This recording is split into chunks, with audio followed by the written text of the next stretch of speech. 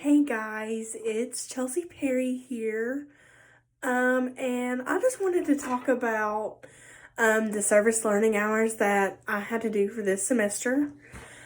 Um, I was very gracious enough to be able to do all of um, my service learning hours before all this coronavirus stuff happened. So luckily I got all mine done. And it was a privilege to be able to do them. Well, I did mine at Willow Ridge. It's a Frontier Health Agency up in Johnson City, Tennessee. And it is a women's home for women who have had drug abuse or alcohol abuse. And it was just a really, really cool experience. Because I had no idea where I was going to do mine. And then luckily, my fiance's cousin is actually the licensed therapist there. And I was like, hey girl, let me hit you up. And so she was like, yeah, could just come on. Like, you can come and you can watch and see what we do. So the first thing that we did in there that was really cool was, we just kind of, like, when we first got there, it was breakfast time, so all the clients were eating breakfast, so we just sat and we kind of monitored them to make sure they didn't have any suicidal or homicidal tendencies and stuff like that. And then what we did next was we did group, and I was there 2 Saturdays and then a Tuesday. And Saturdays are kind of like, they're not as high strung as the rest of the days. They're relaxing days because their family gets to come and support them and see how far they've come in their recovery. So, the first day that I was there, we did the first group, and it started at 9:45 after breakfast. And there was this client who came in and she shared her story about how she got into her drugs and her alcohol problems and all of her issues and where she felt like it started from and stuff like that. And what I thought was really cool was the way they do their groups is they pick out two songs to go with it. And the first song is how they are during recovery.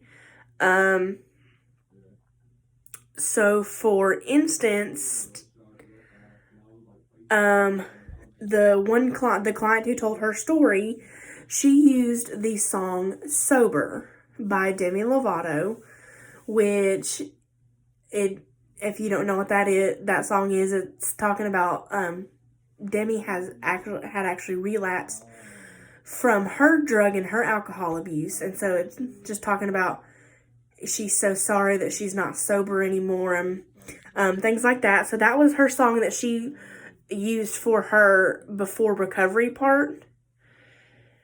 And then the song that she used after was the version of God Only Knows by For King and Country and Dolly Parton.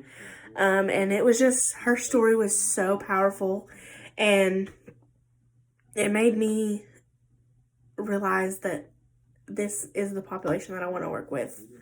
I know that's a lot, but like those type of people, like, they're still human. We all make mistakes, and yes, they may have made bigger ones than me or anyone else, but that's not for us to judge. Like, we need to be there to help them to reach their full potential in life.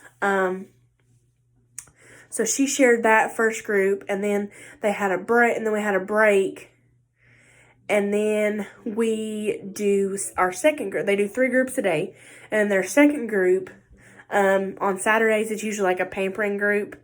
So we just sat around and we did our hair and makeup, and we painted our nails, and like, we just had a relaxing girls' day. Because throughout the week, that, like, they do individual counseling sessions with their therapists, and they do what they consider homework. Like they literally give them packets like this thick of things on how to cope and things like that. And it was just really, really cool. And so after the second group was when family, like I said, Saturdays is family day. So the families came in, and it was so cool to just see the amount of people who came to support their family. Like all the clients had someone there. Everybody had someone there. There was no client that didn't have at least one person there. And so that was just really cool to see that, and just to see how they interacted. And we, as the social workers, like we gave the families packets on ways to cope with people who are, and like ways to help people who are going through addiction, because this is only a 28-day home. It's not a permanent solution. So it's how to help them deal with them when they come home or wherever they go, to help them in their recovery process, which I thought was really cool. And so after that, we went and we had another session, and it's called, they do it every Saturday, it's called Woman of Worth, which is where the clients go and on a dry erase board, like they write about all the things that people have said about them that are that may be nasty or bad or make them feel less than anything that they are. Like just to share a couple examples, like they would write down words like whore and slut and abuser and junkie, and just words that made them feel terrible. And then what we would do, which I find really cool, is we erased it. We just erased it all so that way they could start over. And then at the top we would write, I'm a woman of worth who ... or like who is ... And then they would write words of positive affirmation, like I am enough, I am happy, I am a good mother, I am a good daughter, I'm a good sister. Just really cool, positive things that really had an impact on me that I didn't think they would. But it got me thinking, like, how many times in my life have I been, like, I'm not the prettiest, I'm not the skinniest, like, like, you can see right now, like, my face is broke out. So, like, when I went up and did mine, like, I did, for mine, personally, I said, I'm not good enough. And then I erased mine, and I said, I am enough. Because no matter what they go through, whatever these women have gone through to get them to the point that they're here, whether they were court ordered or they came voluntarily, the workers at Willow Ridge wanted them to know that they are important and they are enough, which really helps in their recovery process. So I just thought that was really cool. And that was about it for Saturdays. I just thought it was really, really cool. And then, and that was the first Saturday. The second Saturday I was there, we did the regular session, and they didn't have any girls scheduled to tell their story the first group session. So we just got up and we played songs that made you feel good and made you feel good about yourself, or songs that inspired you. And so one of the therapists that I worked under, her name is Hannah McNew, and she got up and she sang to the girls, and then I know sign language, and they were like, Chelsea, can you get up and go, can you do this, and blah, blah, blah, blah, and I was like, yeah. So I got up, and most of them had actually been going to the Methodist church right across the street. The Methodist church had been really good to let them go and help them along in their recovery, which I thought was really cool. Sorry, I keep playing with my hair a lot. But I just thought that was really cool. And so they were like, well, Chelsea, what's your favorite song? And I was like, right now, I said, it is probably Clear the Stage by Jimmy Needham. And if you don't, and they were like, well, why? And like, everybody who played a song, like, everybody was like, well, why'd you pick this song? Blah, blah, blah. Well, I picked Clear the Stage, and, I did my sign language to it. And they were like, well, why'd you pick that one, Chelsea? And so I was like, well, I said, hi, I'm Chelsea, and like introduced myself the way we do in group. And I just kind of explained that my mom passed away February 8th of 2020. So literally like a month ago. It's just been real hard. But my mom was such a strong Christian witness, and she always loved to watch me do sign language, and she would sit and she would cry, and she knew that was God's gift to me, was because my brother and my mom can sing, but I can't. I've got the dancing, and I can sign language. So so I went on to explain that that was her favorite song to watch me sign, and I even did it at her celebration of life. And they were like, oh my gosh, like that was just so good, like, and it was so cool to see some of the girls worship in different ways. I mean, and by far no means are all of them Christians or anything like that, but it was cool to see the ones that were, like, praise God for, and it kind of talked, if you don't know about the song Clear the Stage, it talks about anything you put before God is an idol. And they were all like, well, drugs were my idol and alcohol's my idol, but no more. Like, I need to put myself first, and my recovery is the most important thing. So that was just really cool. And then again, then we ended that session after the songs. And then the second session before Family Day, again, we did the pampering sessions again. We did nails and we did hair. And by this time, like, Corona was kind of a big thing.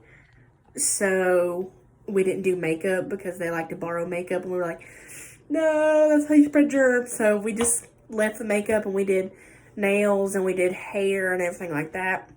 And then we did Family Day and we talked to the families again about ways to help their family members when they come home, which was really, really cool to see how they engage. Like, I was so surprised to, like, me and Hannah laid out packets of paper of, like, packages on how to help the clients' families adjust to some normalcy when they come home and things like that. And I was so surprised. Like, I didn't think anybody would take it. I was like, this is dumb. Nobody's going to take these packets.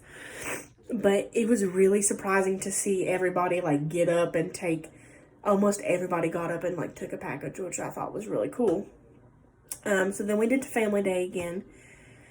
And then after Family Day, Hannah asked me, she had like I mentioned before, the clients have weekly, if not bi-weekly, sessions with their therapist to talk about their issues, but they also do family sessions. Well, there was a family session scheduled for that Saturday, and she was like, do you want to sit in on this? And so I asked the client, I was like, I'm not, by no means am I a licensed therapist or whatever.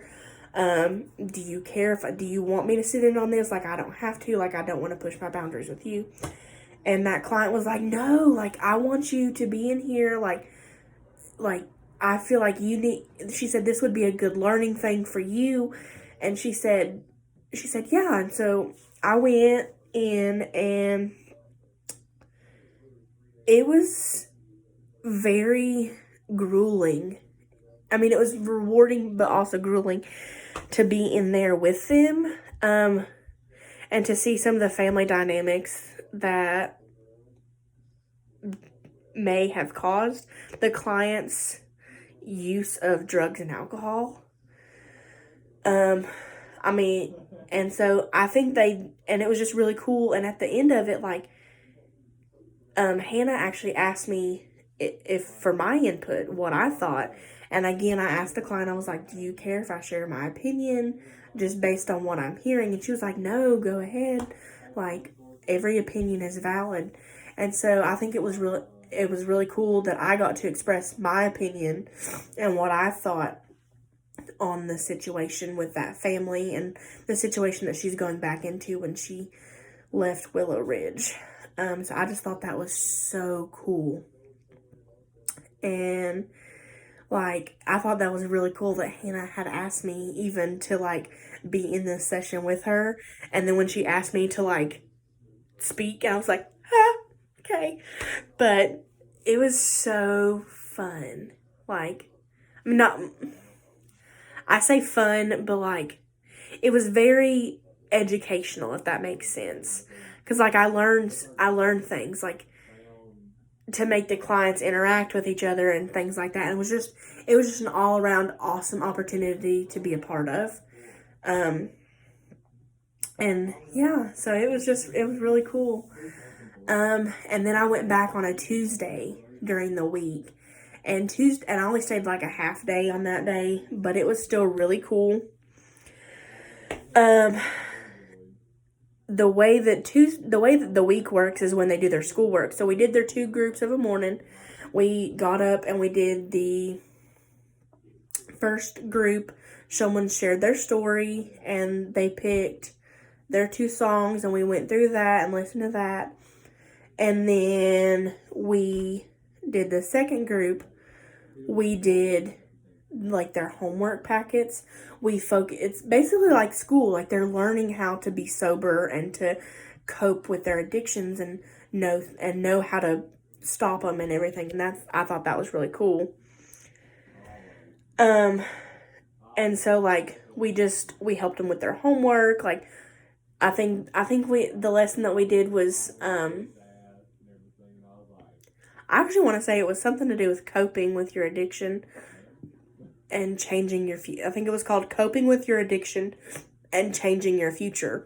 And so they had to read like 10 pages and like actually fill out like full on, like write down their homework. And they have to turn it in to the therapist. And I think that's just really cool. But yeah, that's basically it. It was just an all-around great experience. Like, I would definitely recommend in the future, if you need to get your service hours in, I would definitely recommend calling Willow Ridge. They are very accepting, and, like, the people who work there are, like, real laid back, and they're real chill. And, like, but I feel like I learned so much over the course of just the 3 days the 3 times that I went.